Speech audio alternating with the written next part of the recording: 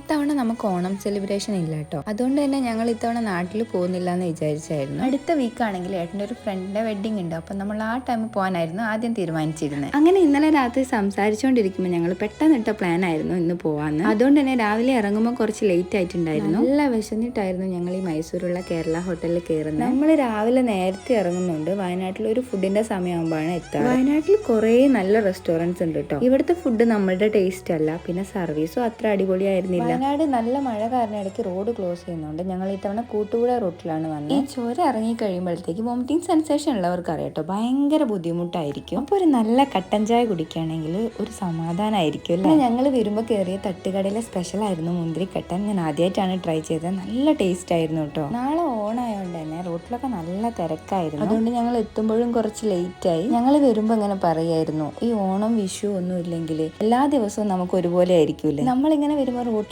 കാണാൻ കുറേ പേര് ഫാമിലി ആയിട്ട് പൂ വാങ്ങിക്കുന്നുണ്ട്, ഡ്രസ്സ് വാങ്ങി വരുന്നവരുണ്ട്. ഈ ഒരു ടൈമിൽ ഫാമിലിയിൽ ബാക്കിയുള്ളവർക്കൊക്കെ തിരക്കൊക്കെ കഴിഞ്ഞ് നമ്മൾ ഒരുമിച്ച് പുറത്തു പോകുന്നതും സാധനങ്ങൾ വാങ്ങിക്കുന്നതും വീട്ടിൽ ഒരുമിച്ചിരുന്ന് ഫുഡ് കഴിക്കുന്നതൊക്കെ എന്ത് രസമുള്ള കാര്യമല്ലേ. സത്യം പറയാലോ, ആഘോഷങ്ങളൊന്നും ഇല്ലെങ്കിലും ഞങ്ങൾക്ക് ഈ ഒരു ടൈം ആകുമ്പോൾ എങ്ങനെയെങ്കിലും വീട്ടിലെത്താൻ തോന്നും.